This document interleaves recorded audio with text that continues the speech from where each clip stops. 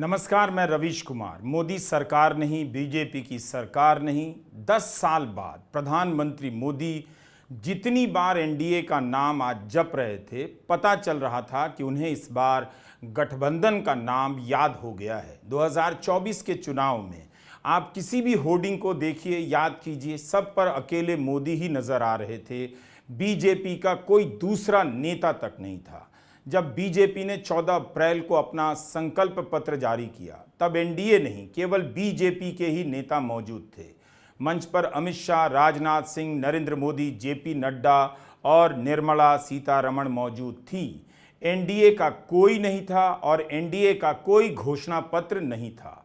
मंच के पीछे भाजपा का नाम लिखा था और उससे भी बड़ा मोदी की गारंटी लिखा था, एनडीए की गारंटी नहीं। फिर एक बार मोदी सरकार लिखा था, एनडीए की सरकार का नाम नहीं था। जरूर वाराणसी में नामांकन भरने गए तब पहली बार एनडीए नजर आया, लेकिन आज प्रधानमंत्री मोदी सरकार की जगह मोदी की जगह एनडीए करने लग गए। प्रधानमंत्री को लगता है कि उनके भाषण से सत्य बदल जाता है, दुनिया भूल जाती है। एक और उदाहरण देता हूं।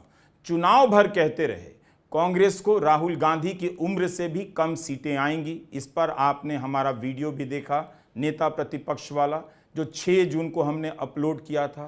पूरे चुनाव के दौरान कहते रहे कि राहुल की उम्र से भी कम सीटें आएंगी कांग्रेस को। अब जब 99 आ गई तो कहने लग गए कांग्रेस को 10 साल में 100 सीटें भी नहीं आई। आप सोचिए,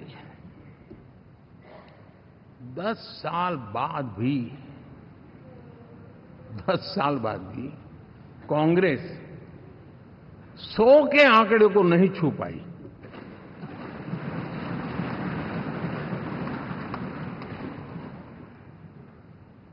और अगर मैं 14, 19 और 24 तीन चुनावों को जोड़ करके कहूं, कांग्रेस के 3 चुनाव जोड़ूं, तो इन 3 चुनावों में जितनी सीटें मिली है उससे ज्यादा हमें इस चुनाव में मिली है।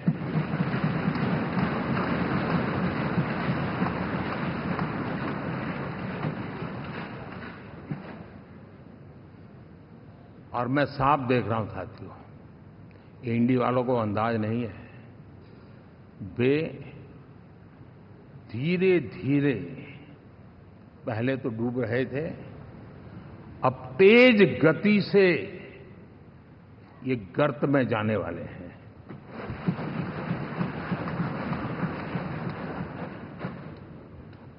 पहले तो प्रधानमंत्री दंभ भरा करते थे कि कांग्रेस को 543 सीटों का 10% यानी 55 भी नहीं आने वाला है। और अब जब 99 आया तब कहने लग गए 100 नहीं आया।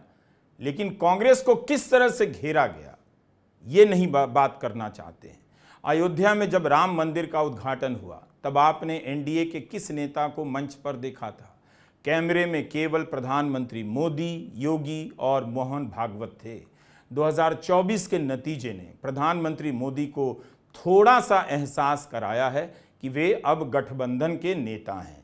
बीजेपी में भी वे केवल मोदी ही थे। इस चुनाव में तो किसी पोस्टर पर उन्होंने दूसरे नेता को आने नहीं दिया। जब अखिलेश यादव ने यूपी की सभाओं में कहना शुरू कर दिया कि डबल इंजन की सरकार कहलाती है, पोस्टर में एक ही इंजन दिखाई देता है, तब जाकर बहुत बाद में मोदी के साथ योगी का चेहरा लगाया गया। प्रधानमंत्री मोदी को क्यों लगता है कि यह सब लोगों को याद नहीं होगा? क्या आप नहीं जानते कि यह चुनाव बीजेपी लड़ रही थी? मोदी के चेहरे पर लड़ा जा रहा था, मोदी की गारंटी पर लड़ा जा रहा था। और जब बहुमत नहीं आया तो एनडीए के बहाने बताने लगे कि पहले भी एनडीए की सरकार थी, आज भी और आगे भी एनडीए की सरकार रहेगी। एनडीए न हारा था, न हारा है, न हारेगा। अब किसी भी बालक को पूछो कि भाई लोकसभा के चुनाव के पहले सरकार किसकी थी, तो कहेगा एनडीए। 24 के नतीजों के बाद सरकार किसकी बनी? एनडीए। फिर हारे कहां से भाई? पहले भी एनडीए थी, आज भी एनडीए और कल भी एनडीए है।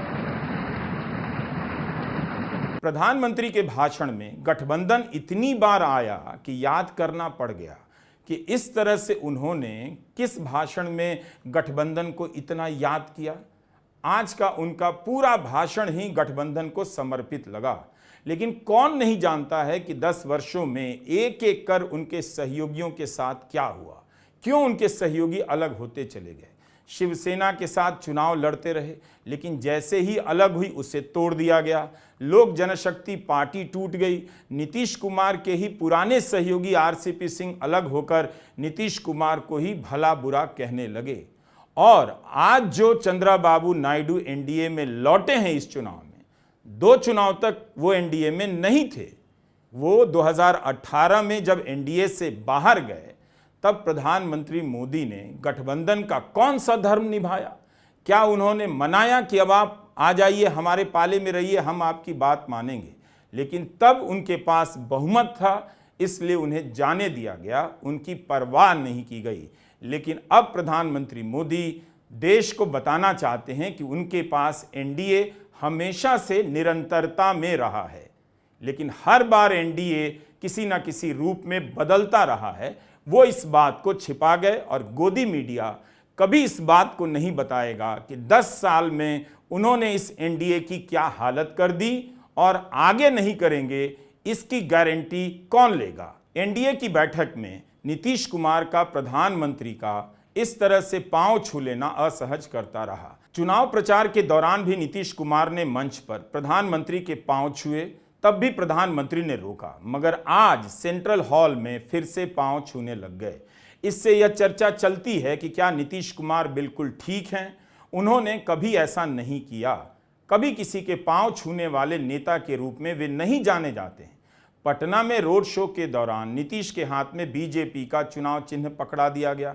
जब एनडीए के नेताओं ने प्रधानमंत्री मोदी को नेता चुना तो उस पर नीतीश कुमार के 2 सिग्नेचर थे, एक हिंदी में एक अंग्रेजी में।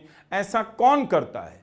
नेताओं का स्वास्थ्य व्यक्तिगत मसला है, लेकिन जब उनकी सेहत का संबंध राजकाज से हो जाए, सार्वजनिक कार्य से हो, तो उसे लेकर जिज्ञासा बन जाती है कि क्या नीतीश कुमार अपनी सेहत के श्रेष्ठ दौर में, अवस्था में फैसले ले रहे हैं।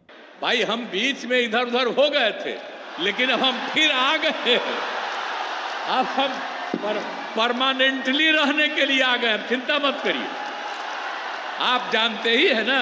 अब जब गठबंधन की सरकार बनेगी तो गठबंधन की आवाज भी आएगी। टीडीपी के सांसद ने कहा है कि मुसलमानों का आरक्षण जारी रहेगा। प्रधानमंत्री मोदी इस चुनाव में इस आरक्षण के खिलाफ प्रचार करते रहे। यह भी एक प्रमाण है कि चुनाव में एनडीए नहीं था। अगर एनडीए होता तो एक दूसरे के मुद्दे के खिलाफ प्रचार नहीं करते, और करते भी तो बताते कि कर्नाटका में जेडीएस, आंध्र प्रदेश में टीडीपी और बिहार में जेडीयू मुस्लिम आरक्षण के समर्थन में है, मगर बीजेपी खिलाफ है। 272 जैसे नहीं आया, यह मुद्दा मोदी एक झटके में भूल गए। अभी तक देश को बताया भी नहीं कि वे इस पर क्या सोचते हैं। हमारा ये अलायंस सच्चे अर्थ में भारत की असली जो स्पिरिट है, जो भारत का आत्मा है, भारत की जड़ों में जो रचा बसा है, उसका एक अर्थ में प्रतिबिंब है।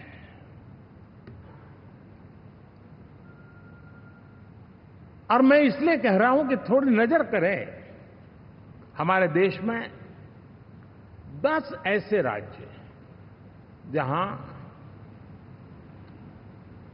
हमारे आदिवासी बंधुओं की संख्या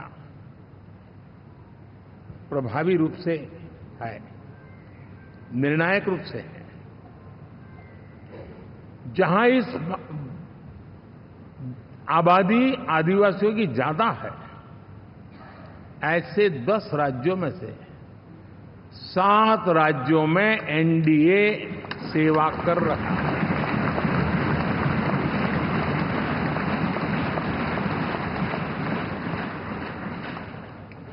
साथियों, हम सर्वपंथ संभाव के हमारे संविधान को समर्पित है, और देश में चाहे हमारा गोवा हो ये हमारा नॉर्थ ईस्ट हो, जहां बहुत बड़ी मात्रा में हमारे ईसाई भाई बहन रहते हैं, आज हम उन राज्यों में भी एनडीए के रूप में सेवा का अवसर हमें मिला हुआ है। आप खुद तय कीजिए कि उन्होंने किसका नाम लिया और किस धर्म का नाम छोड़ दिया, लेकिन अच्छा है सर्वधर्म समभाव याद आया। बस वे धर्म की जगह सर्वपंथ समभाव का जिक्र कर रहे थे। इससे पता चलता है कि इन बातों से कितनी चिढ़ होगी। सर्वधर्म समभाव सभी जानते हैं, बच्चा भी जानता है, लेकिन प्रधानमंत्री ने वो नहीं कहा, सर्वपंथ समभाव कहा।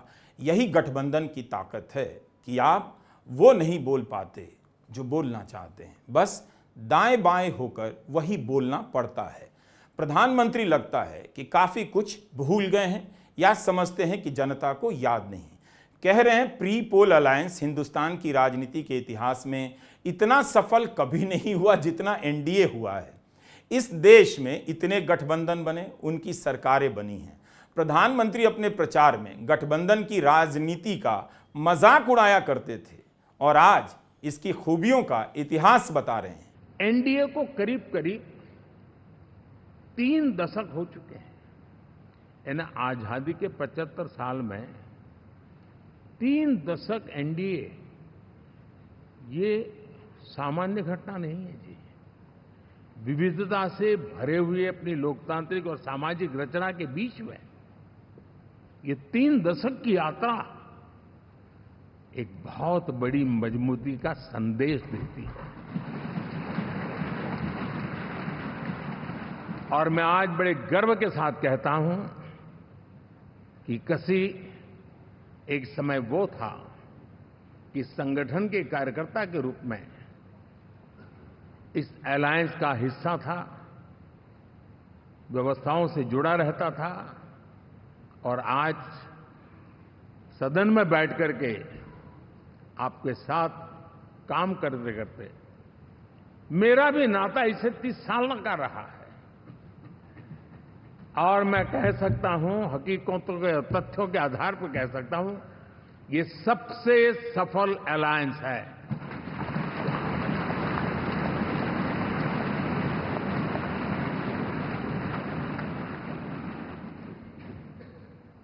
हम गर्व से कह सकते हैं कि 5 साल का टर्म होता है। इस अलायंस ने 30 साल में से 5-5 साल के 3 टर्म सफलतापूर्वक पार किए हैं और अलायंस 4थे टर्म में एंटर कर रहा है। बंगाल से नाता, पंजाब से नाता आपने सुना, इससे नाता उससे नाता सुन लिया, अब तो अलायंस से भी नाता निकल आया है। सत्ता के लिए किसी से भी नाता निकल आता है। 10 साल में राज्यपालों के जरिए राज्य सरकारों के काम में हस्तक्षेप किया गया। सुप्रीम कोर्ट की अनेक टिप्पणियां हैं। राज्यपालों के जरिए सरकारें गिराई गईं और विधानसभा के पास कानूनों को रोका गया। आज प्रधानमंत्री रीजनल एस्पिरेशंस की बात कर रहे थे। साथियों, एनडीए में, और मैं अगर विस्तार से कहूं तो सदन में किसी भी दल का कोई भी जनप्रतिनिधि होगा, मेरे लिए सब बराबर है।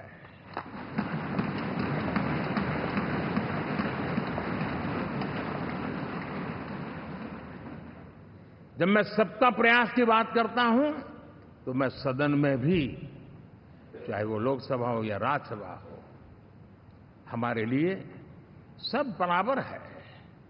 और यही एक भाव है जिसके कारण 30 साल से एनडीए अलायंस मजबूती के साथ आगे बढ़ा है। अपना पराया कुछ नहीं है। सबको गले लगाने में हमें कभी कोई कमी नहीं रखी है। उसी का परिणाम है कि जनता का विश्वास भी जीत पाते हैं। साथियों, हमने 2024 में जिस टीम भावना से काम किया है और ग्रासरूट लेवल पे किया है, सिर्फ फोटो ऑप करना, नेता मिलकर के हाथ हिलाएं और फिर तुम्हारे रास्ते में मेरे रास्ते, ऐसा नहीं। ग्रास रूट लेवल तक सबने मिल करके ये जो काम किया है और उसी ने हमें ऑर्गेनिक अलायंस का सामर्थ्य दिया है।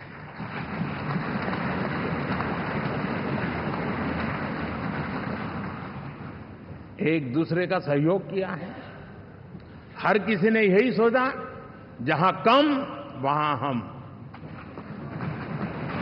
अगर कोई कमी है तो मैं आऊंगा, मैं मेहनत करूंगा, लेकिन तुम्हें कमी नहीं रहने दूंगा।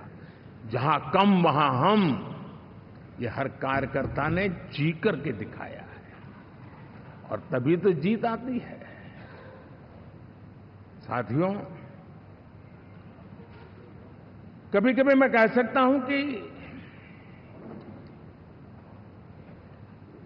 हमारा 10 साल का अनुभव है,